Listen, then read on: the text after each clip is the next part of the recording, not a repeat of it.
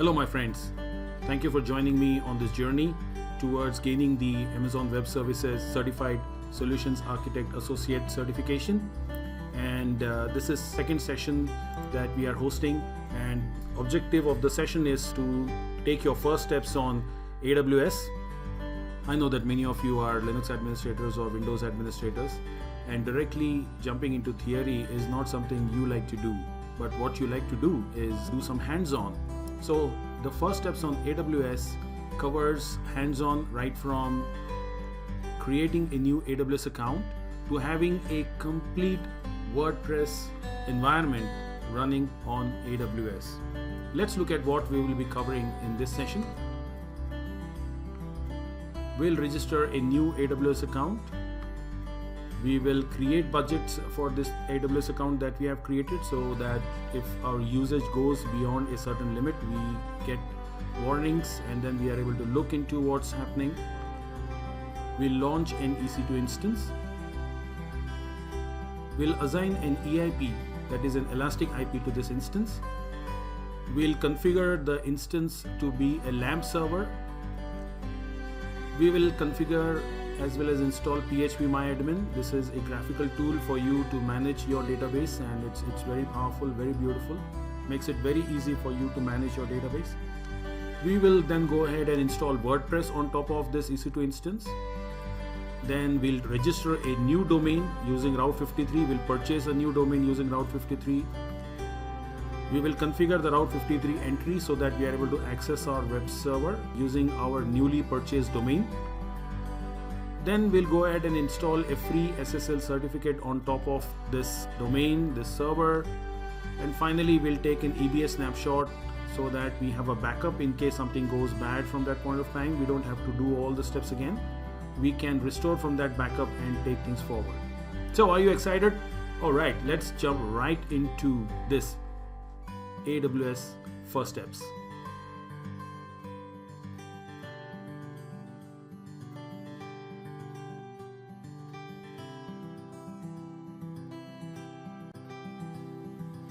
Please note that in the interest of time, I have sped up the videos. This session may take you like a couple of hours to 3 hours.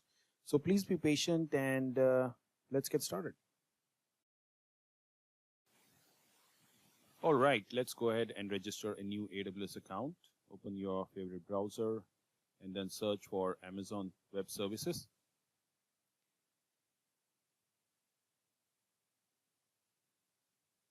In the search results that come up, just go to the Amazon Web Services main page. Here you can click on sign into the console. And once you're over here, then you can click on create a new account.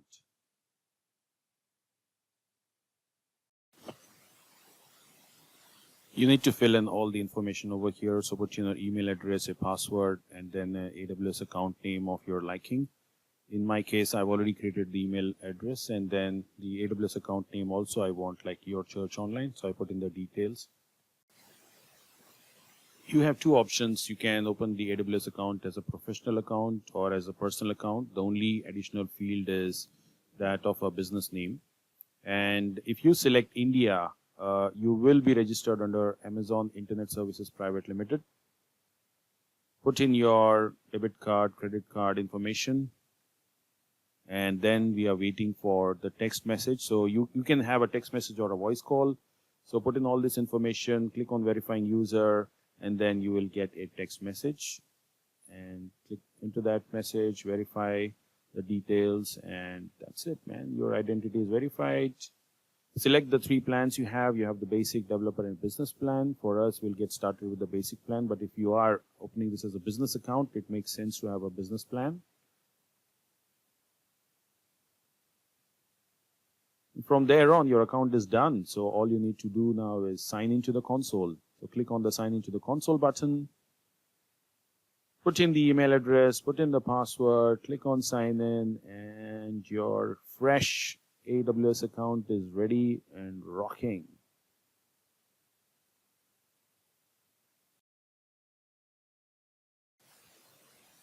Budgets are notifications for us so that we know how much we want to spend on AWS and keep the spending within the limits. There are two ways of setting it up. One is via AWS budgets and the other is via CloudWatch alarm. For setting it via the AWS budgets, let's go to the billing console.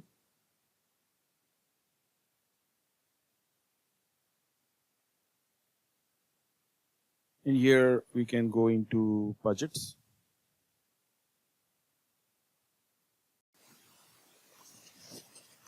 Click on create a budget over here. We will have a cost budget for our requirements.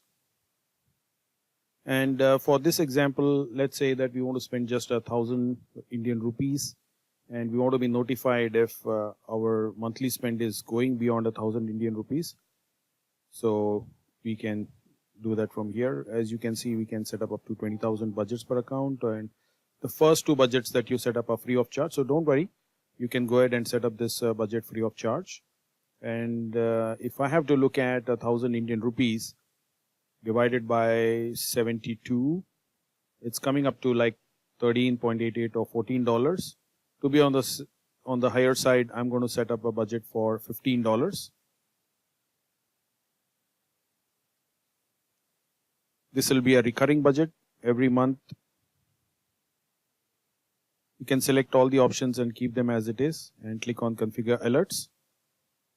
You want to be alerted on the actual cost, and if your actual cost threshold is 80% over here, so 80% of $15, if it exceeds that amount, then you will be getting a notification, and the notification we will send it to our email address that we have. You can add more email addresses here if you want. And then click on confirm budget. All right, all the details are over here. Just verify if all the details are good. And click on create. There you go. There's your budget, the monthly cost usage budget for $15 using AWS budgets. Another way of doing it, of course, is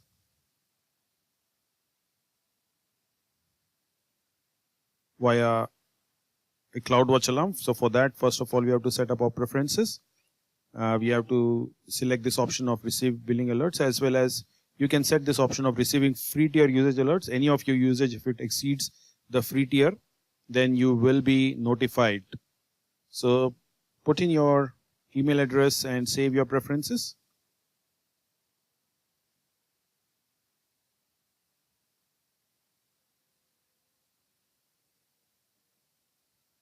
Now let's go into CloudWatch. CloudWatch is under management and governance. I'm going to open this up in a new page.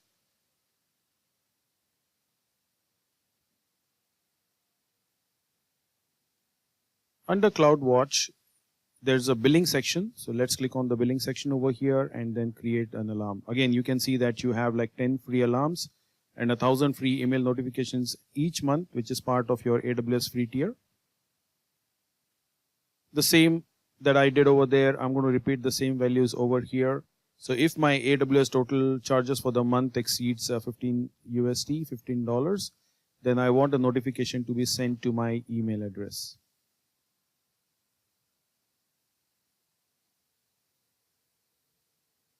Once you have put in all these options, it's as simple as clicking on create alarm. Now it is going to ask you to register. So you will get an email in your inbox asking you to confirm your subscription. So you can see that I have this email here.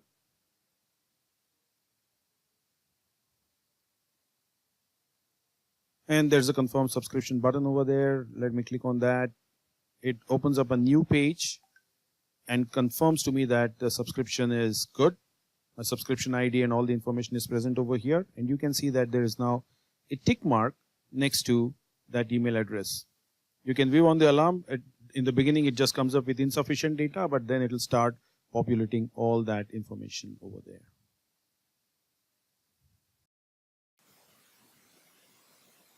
Let's go through the process of launching an EC2 instance. You can click on the EC2 button. I've customized my toolbar, but you can go into services and then select EC2 from over there. You can see over here that we don't have any data except for one security group, which is the default security group. And we are in the North Virginia region, but you can launch this instance in any region which is the closest for your location.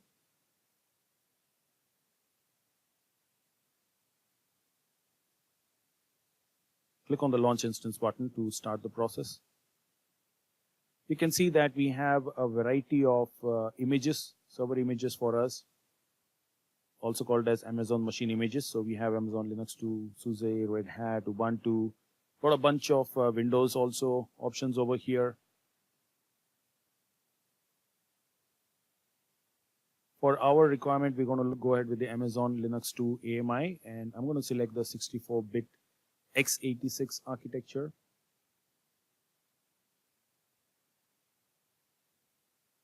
For the purpose of this session, we're going to go ahead with the T2 micro instance. The T2 micro instance has 1 vCPU and 1 GB of memory, and the best thing is it is part of the free tier, so we will not be charged for it. Let's leave all these options as it is for now. We will go into the EC2 in depth later on. Note that for public IP, I'm going to go ahead with the default setting, which is use subnet setting. For storage, I'm just going to increase the storage just a little bit to 10 GB. Volume type can be anything. For now, for us right now, we'll go ahead with the general purpose SSD, and I think that's good enough. You must have a tagging structure. A tag helps you identifying the instance, and the more tags, the better it is, the easier it is for you to identify which resource is owned by whom. So I'm going to have a name tag, all these other tags, and you can see that for environment, you can have development, QA, production. For this purpose, I'm going to go ahead with development. Make sure that you have a good tagging strategy. A tagging strategy helps you with identifying the resources. We need to have a security group, and we need to create a new security group. So I'm going to name this security group to make it easier for us to identify it. And I also always add a description. So let's add a description for that. I normally do put in the name, that is my name or whoever is creating the security group, and the date it was created, and sometimes you will put in the ticket number for that. And then we see that we have a world open SSH, which is good for us at this point of time. AWS has launched a new feature where you can add description per security group rule. So we'll add a description for SSH. I'm also going to go ahead and add HTTP, that is web services. So these two ports, port 22, port 80, are now accessible from everywhere.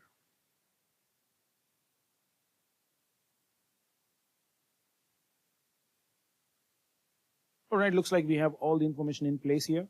You can review the information over here and go ahead and launch it. Now we need a key. We need a key pair, and since this is a totally new account, we don't have a key pair in place. So let's go ahead and create a new key pair. You can name it whatever you want. This key pair will be downloaded into a .pem format. So if I click on the download key pair button, it downloads as a .pem format. And now we are ready to launch the instances.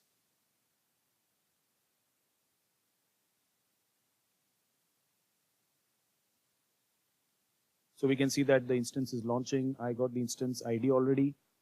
And let's look at all the instances that we have. You can see that the status of this instance is pending. The status checks are initializing.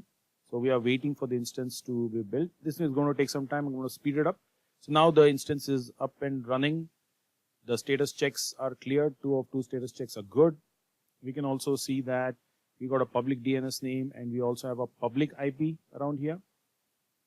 And this is the information that we need to connect to the EC2 instance.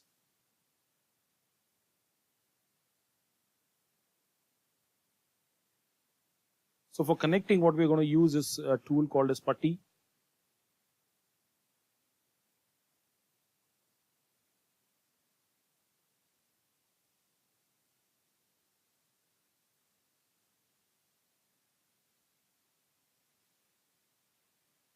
Key is here in the downloads folder.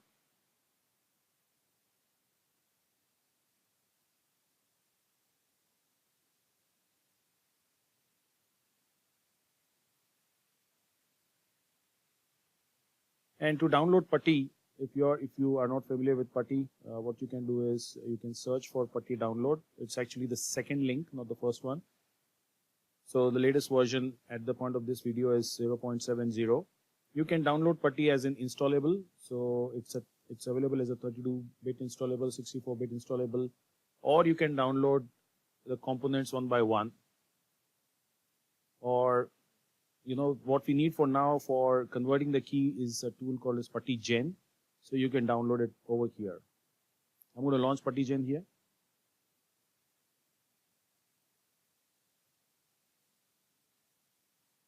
Once you launch PuTTY Gen, you need to convert the key into PPK format. It's now in PEM format, needs to be converted. So load the key. You need to click on all files to see the key. Select the key. It is successfully loaded. And then you will save it as a private key. When you're trying to save it as a private key, it will ask you to add a passphrase. A passphrase is additional level of security. So even if someone got your key and they don't know the passphrase, they can't log in. For this exercise, I'm not going to set a passphrase. I'm just going to go ahead and let's save the PPK file here.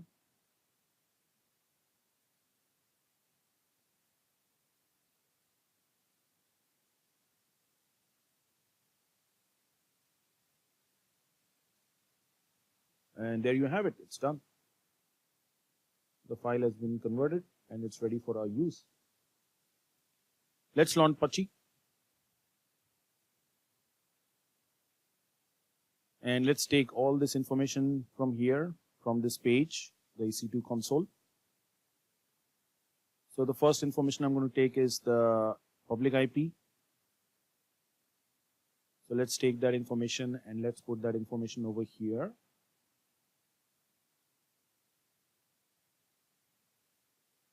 Now we need to ask it to log in with a key, right? So let's say set up the key over here, connections SSH auth.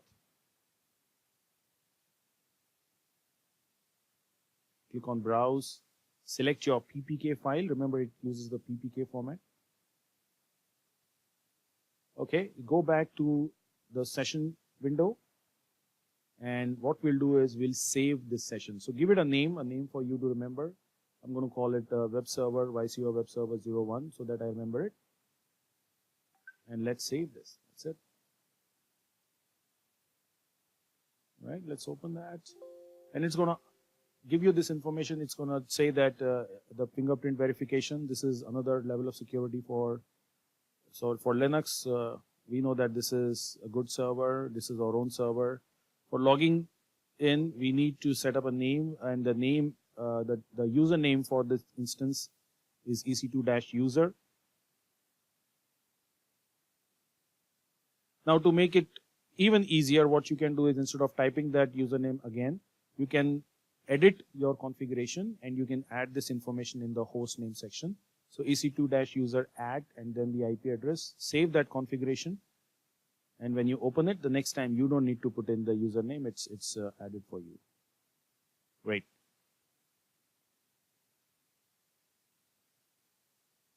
To make the font a little bigger, you can edit the settings, go to window appearance and increase the font size. I am a 40-year-old guy. I need to have bigger fonts. That's it. And that completes our section on launching an EC2 instance. In this section, we'll look at assigning an elastic IP address to our EC2 instances. One of the problems we have with public IP addresses is that whenever you do a stop-start of your instance, the public IP address is changed. And that leads to a lot of problems. So let's look at this over here. I'm going to go ahead and stop this instance. It is in a stop state now. You can see that the public IP and the public host name both have disappeared. And I'm going to go ahead and start that instance now.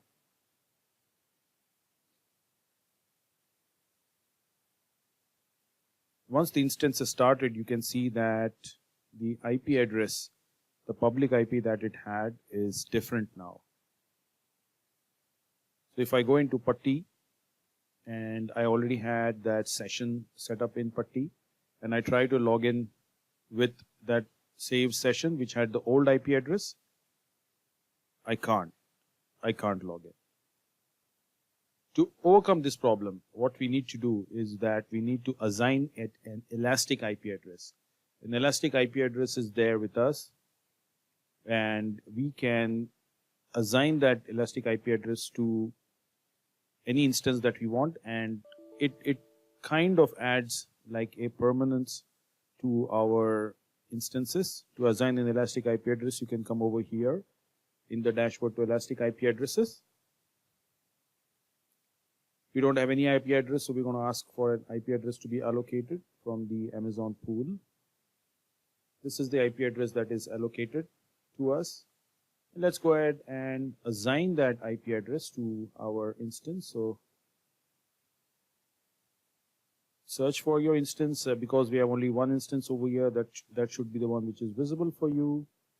And then if you want that IP address to be reassigned, this is the checkbox. If it is assigned to some other instance, you can select that, and there it is. It's assigned now. Now our instance, instead of having a public IP, has an elastic IP, and that is good for us. That is good for us for configuring as well as for accessing. So I'm going to go ahead to my Putty profile and change the IP address over there.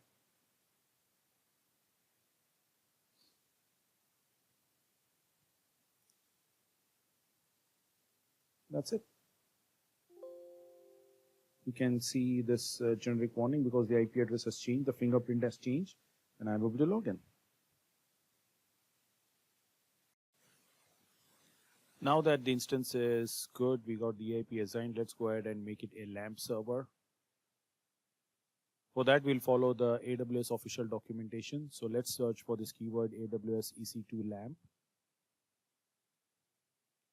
This is the instance type that we have over here. It's a Amazon Linux 2 instance.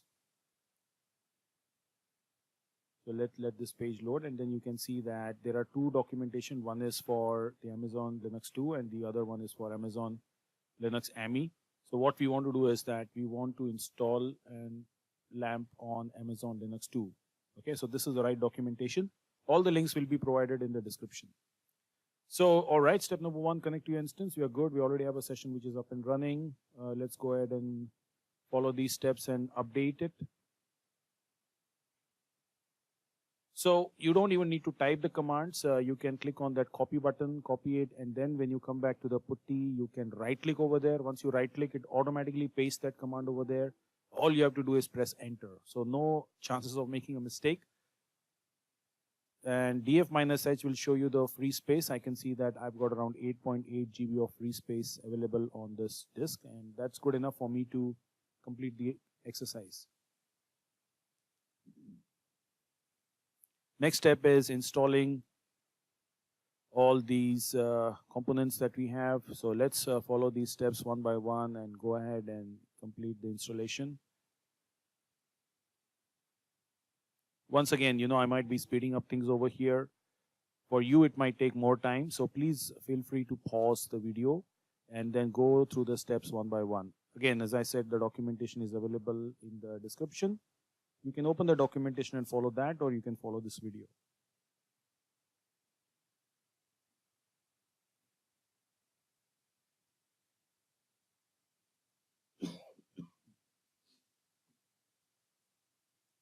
Now that our web server is also installed, we need to go ahead and start the web server. So systemctl start httpd is started the web server. And what we want to do is that every time the system goes for a reboot, the server goes for a reboot, the web server should automatically start. So for that, we can enable the services to start on system boot. And for checking the status, we can use this command.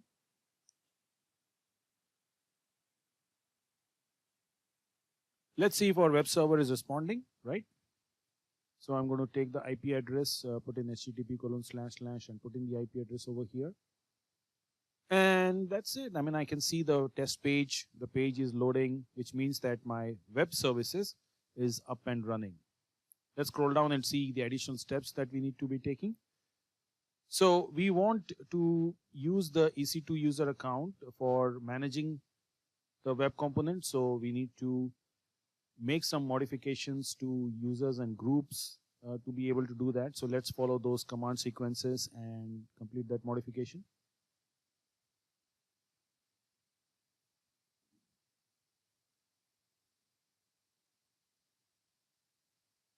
After rebooting, after logging in, I can issue the groups command, and then I can see that I am now, or that is the EC2 user account is now part of the Apache group, and that's good.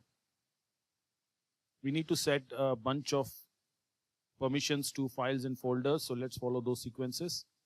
One pro tip is sometimes the file permissions, folder permissions may be lost, and you might face some difficulty with your website not working. So just go through these again, and that should fix the file and folder permissions, and everything should be good for you. All right, we all have the MariaDB database server. So let's go ahead and start MariaDB database server.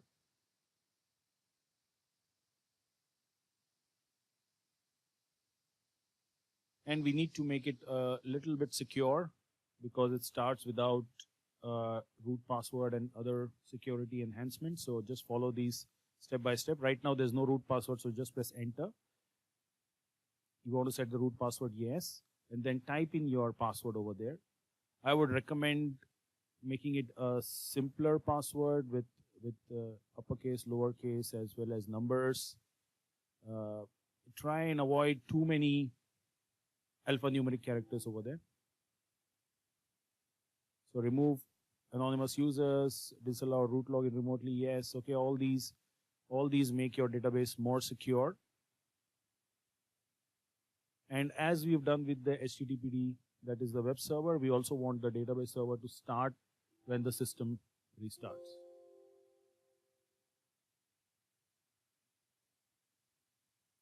This is the command for logging into your database server. So MySQL -u root -p, and then you put in your password. You can't see the password being typed. And then show databases is the command just to see the databases that are already installed over here. And that completes our section on installing a LAMP server. Well done. In this step, we'll go ahead and install as well as configure phpMyAdmin, which is a graphical tool for managing your databases. Again, we'll go through the documentation and follow the steps which are mentioned over there. It's a very simple process if you know how to do that. And again, I'll be speeding up a little bit.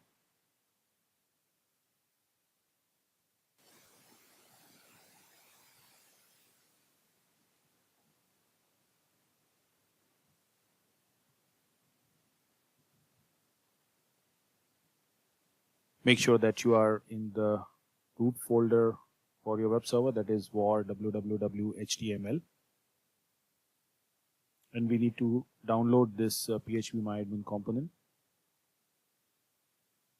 Once you have downloaded it, we have to create a phpMyAdmin directory as well as extract it. We don't need the compressed file after we have finished with our extraction, so you can delete it. Now for us, MariaDB is already running, so we don't need to start it. And now this is the link /phpMyAdmin for accessing phpMyAdmin component. So we'll go ahead, put in our IP address and paste this component. It might take a couple of seconds, but here we go, it started. And the credentials that is required to log in are the credentials for your database server. So the root and the password, you can put in these credentials, and there it is. It's up and running. So simple for you if you know how to do that, right? And this graphical interface makes it very easy for you to manage your databases. Now that we have installed all these components, we are ready to install WordPress on this instance.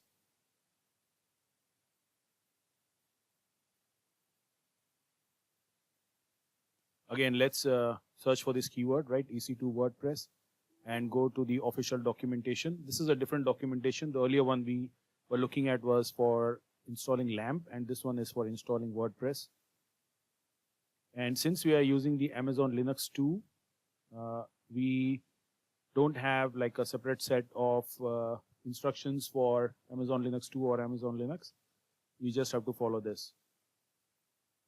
Let's download the WordPress latest package. Again, you don't need to like type all the commands. You can do a copy paste, but for this one, we'll enter into our home directory and then we'll complete the configuration there and then paste all the contents over to the web directory. Let's download the latest version of WordPress and extract this version of WordPress. It has created a WordPress folder and then the files are in there. Again, it is asking you to start MariaDB, start MySQL, connect. So for us, the MariaDB is already running. So let's connect, the database server. For that, we execute this command, MySQL -u root -p, and enter our password. And it's better if you copy these commands into a notepad and then edit them. You can edit the username, the password, the database type. So please follow that.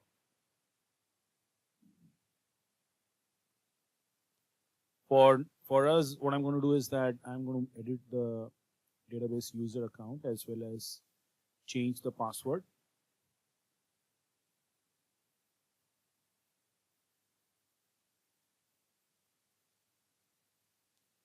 Okay. All right, let's copy this. And again, while MySQL is running and then you are already in MySQL, go ahead and just paste it over there.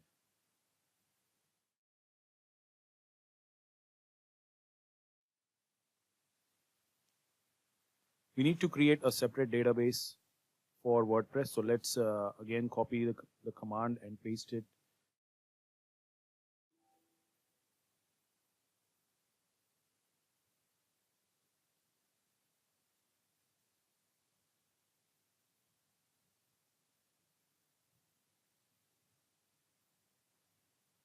All right, so the database is up and running. We also have the database user account and the credentials. Now we need to grant privileges on this database, that is grant permissions on this database to our user account. So let's paste that command also and edit the database name as well as the database user account. If you try to, type all of this in the console, you're bound to make several mistakes, especially with double quotes and tilde. So again, I would recommend that you paste it over there, edit the values and then paste it into the console.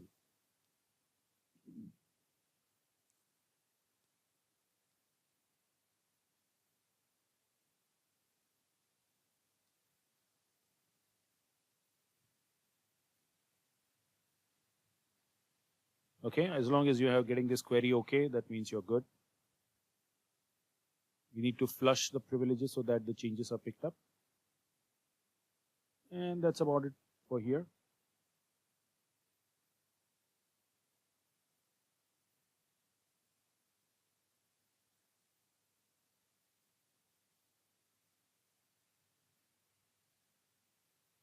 Now we need to edit the WordPress configuration file. For that, we can use Nano. Nano is very simple to use and we will use Nano to edit the configuration. You can see the bottom two rows, those have got the commands actually. So first we need to define. So the database name, we already have typed it while creating it in our notepad. So let's go ahead and change the values within those single quotes. Again, Nano again I say is very, very easy. And all those commands below, get help, write out, all of those are followed by the control. So you press control and then G, and then you can execute that command.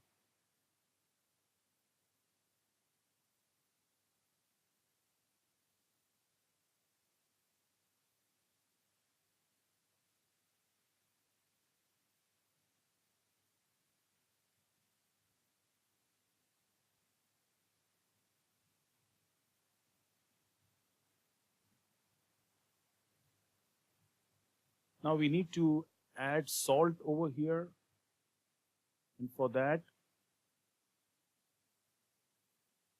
we have to go to this link so that it generates this random values for you to make your site more secure. Let's go over there and then just copy all these values. And over here what you can do is you can press Ctrl K to delete these lines one by one. And once those lines are deleted, just right click and paste the values over here.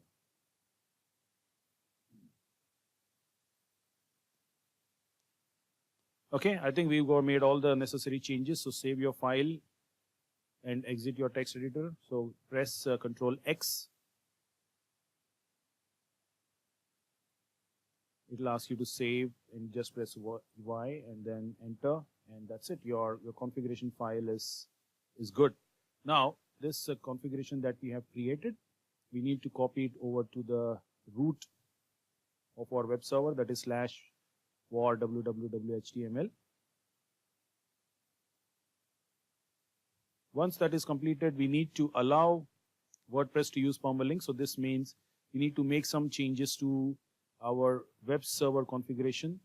So let's go ahead, and this time we're going to use Vim instead of Nano. You can use Nano again over here, that's fine.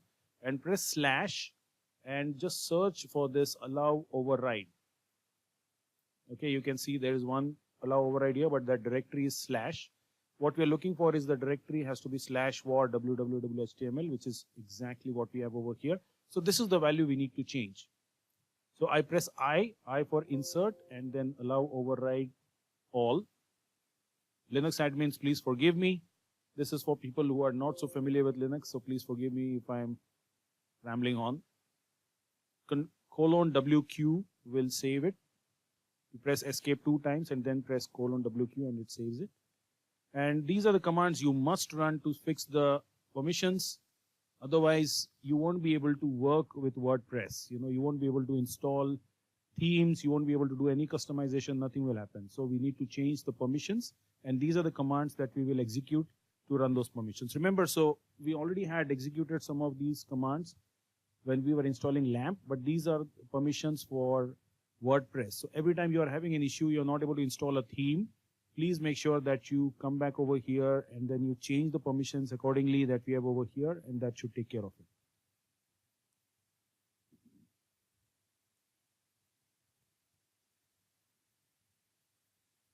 All right, now that it's done, we need to restart our HTTPD service. We are using Amazon Linux 2, so we'll copy the command for Amazon Linux 2.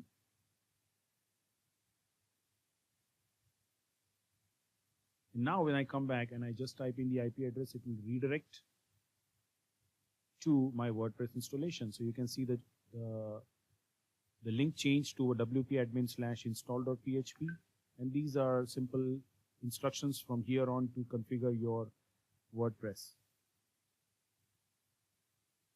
Add a site title, put in username. The default password, it generates a very tough password, which is good. You can just copy that password like I do over here, and then over here I'm also going to change the username from root to something else.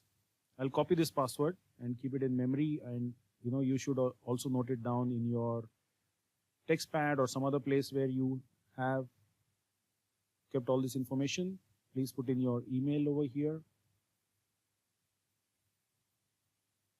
and just click on install WordPress.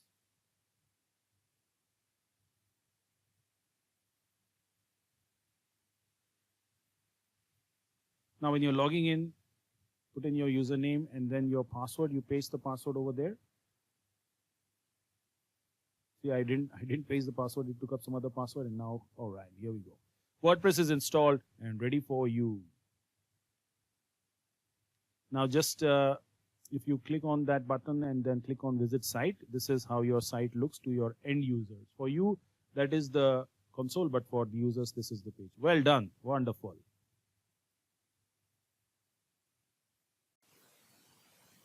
In this session, we'll look at registering a domain using Route53.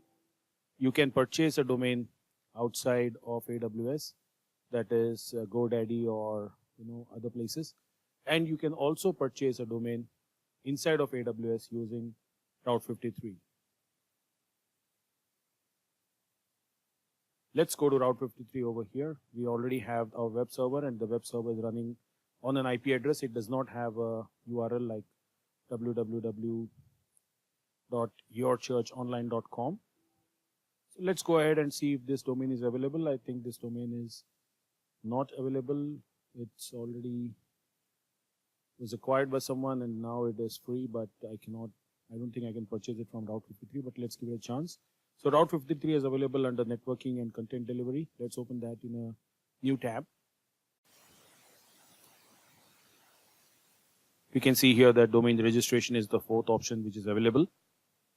Let's click on Get Started Now. And let's go ahead and click on Register a Domain.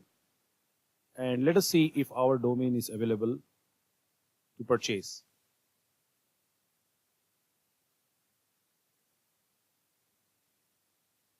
And I told you, right, it's not available, so we'll have to check something else. Let's see if Your Church Online HQ is available. So this one is available.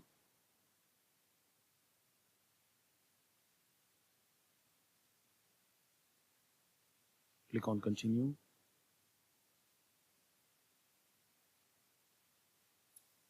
Okay, so I can purchase a domain for 3 years, 5 years, whatever the duration that I want to purchase it for. I'm going to just purchase it for 1 year.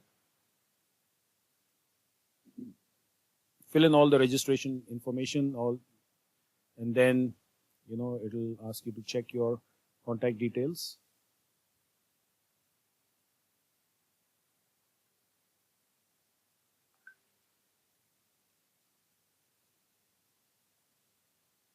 Click on I have read and agree and complete your purchase. So this allows you to purchase the domain, but it does not allow you just yet. You have to finish your payment. And so you can see over here that the domain registration is progress. You must verify your payment. So complete your payment. For completing the payment, you have to come back to the billing dashboard. So let's come back to the billing dashboard.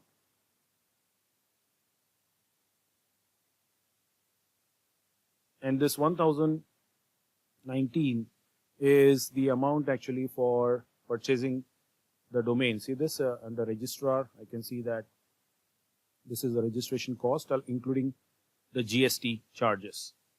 So I need to complete the purchase of this. For completing the purchase of this,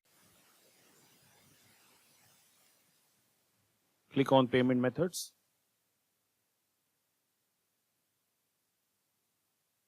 Credit card information is already stored over here. You can enable this credit card for recurring payments if you want.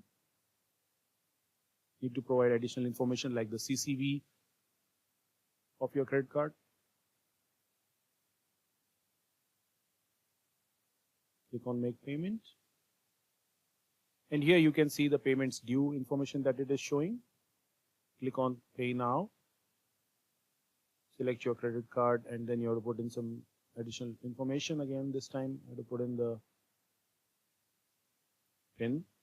And there, that message, you have to wait for that message to come in. Thank you for providing your payment information. We are currently processing your payment. So if I check my phone, I can see the message that this amount has been deducted from my credit card. So this refreshing will take some time, so please be patient. For me, it took about 25 minutes. For you, it might take 25 minutes less or more. So just wait for some more information for the message to change. And if you come back to your email, you can see that the registration has been successfully completed. You'll get this email. I can see that the domain is purchased, payment has been made. All good over here. And now when I come up to my registered contacts, I can see that the domain is available.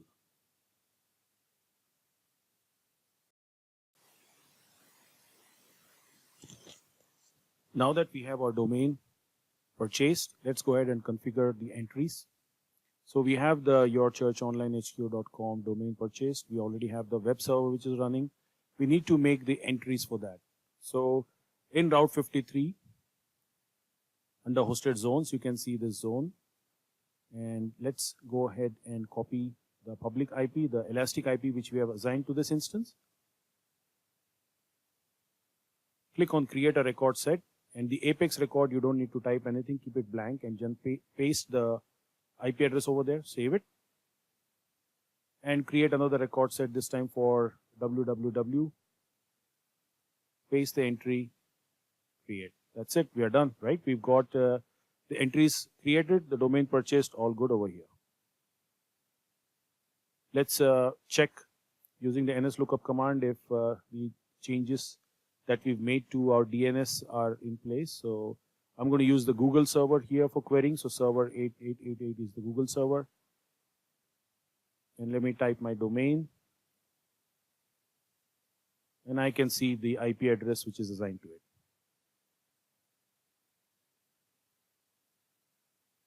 Now let's go and see if the web server is responding to this name. So I'm going to type in my complete domain,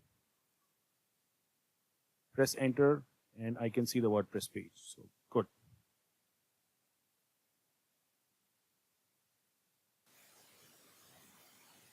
In this section, we'll go ahead and configure a free SSL certificate. So we have our website running, we have the entries, everything is good. Let's go ahead and add in Entrust certificate to this instance.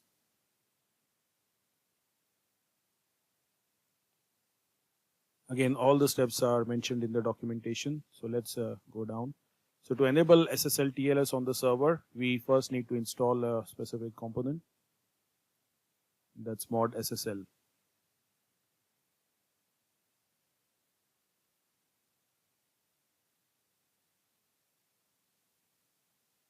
Once you've installed mod SSL, we need to restart the HTTPD, the web server. And there are these files which need to be configured with the certificate that you download. But what we can do is we can install a component called as CertBot, and that will take care of all of this for us.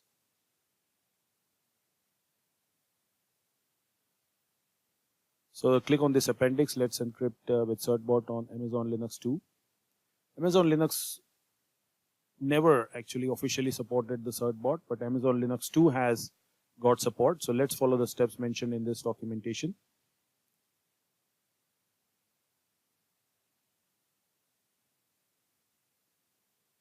This needs to be done from in the home directory, right? So yeah, okay, pwd, print working directory, I'm in the home directory. So let's execute these commands one by one.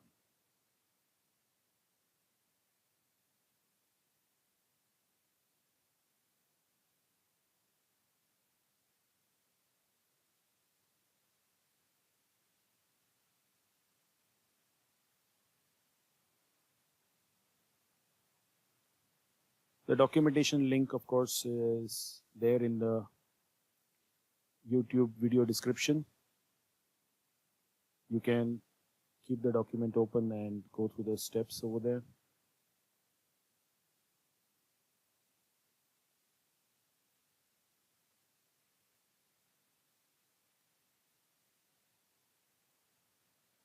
All right, so we need to edit the HTTPD conf file.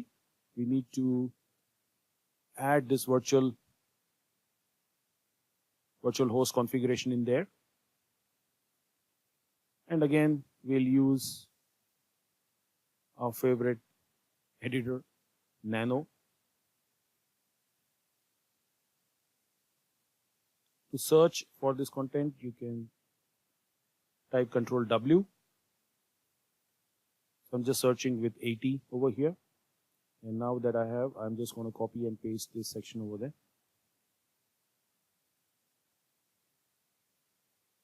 Change the domain. The domain given over here is example.com, but the domain that we have purchased and configured is yourchurchonlinehq.com. And this is another reason why I had created the Apex entry as well as the www entry.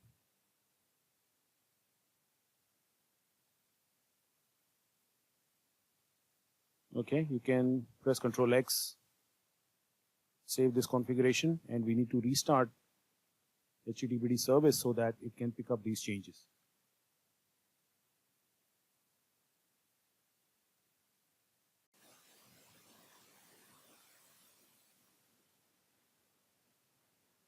Let's go ahead and install CertBot here. Again, this might take time for you. Before we execute CertBot, there's one thing we need to check, and that is that this is going to establish a connection on HTTPS. But if we check the security group configuration, we have not enabled 443 in the security groups. So let's go ahead and make that change.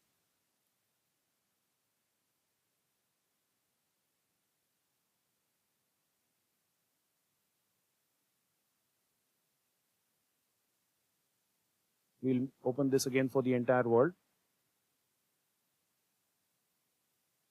If you don't have this entry, if you don't have inbound connection over HTTPS, it won't work. CertBot will not be able to work. So make sure that you have this. This is a crucial step. Now that we have it in place, the security group settings are in place. Let's go ahead and execute CertBot.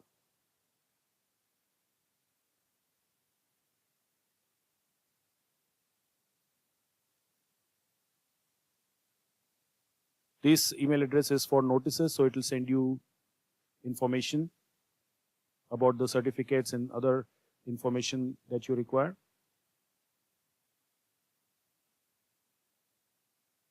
Let's agree to the terms and conditions. And yeah, this is a good step if you want to share your email address with the Electronic Frontier Foundation, EFF. So just press enter so that it will configure HTTPS for both of your entries, for the Apex as well as the www domain. It will make the changes in the HTTPD configuration file also. And now it is asking you if you want to redirect HTTP request to HTTPS. This is a good option, so please go ahead and select 2. That's it, that takes care of it. You have a SSL certificate installed and available and working. So let's see if it is redirecting. So I'm going to just press enter over here. You can see that the redirection happened. It redirected HTTP to HTTPS.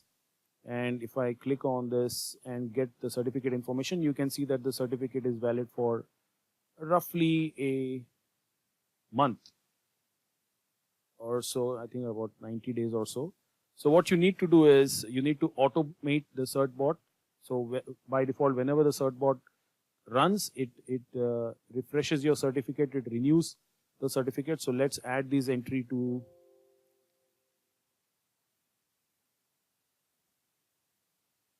your cron tab file. Okay, again, we'll use nano. Just paste it over there and save the file, and that's about it. That's it. Good.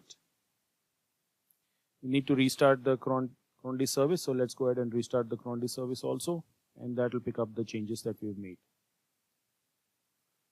So we can check the security configuration, we can check how secure our site is. Note that at this point of time we have like a base WordPress page, but we can still go ahead to the Qualys SSL Labs page and run a check of the ratings that it gives to our web server. So just put in your host name and click on submit. Again, this is going to take about 10 to 15 minutes, so please be patient.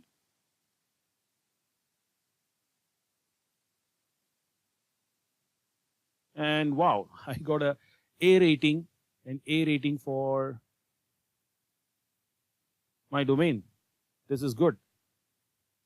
So there are some entries over here which are red, so you can further secure your environment. You can remove, for example, these TLS 1.0 and 1.1 protocols, and then these cipher suits which are old and weak. So you can do further configuration and remove them. Okay, let's jump into the final section, which is taking an EBS snapshot. So we've done all the configuration, we've done all the hard work, everything is working fine. Now, if you make some changes in WordPress or you make some changes somewhere, that should not destroy everything. You need a mechanism to come back to this place. So what we'll do is we'll take a EBS snapshot, and the EBS snapshot is taken of your volume. So you can see that this is the volume, this is the disk which is attached. Let's open that in a new page. This information is opened up in the volumes section of EC2 console. Click on create a snapshot, put in a description. I normally put in a description so that I know when and what this snapshot is all about. And by now you must realize that I always put in a date. So you can add tags also in there if you want.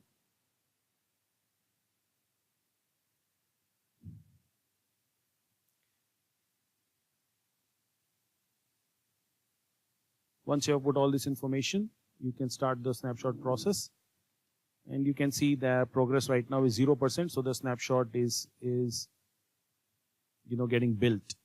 The first time it takes a long time, but subsequent snapshots will not take much time. Let's speed this up. You can see now that the snapshot is completed. If I refresh this, the progress is 100%. So now you have a backup. In case something goes wrong, you can revert to this place.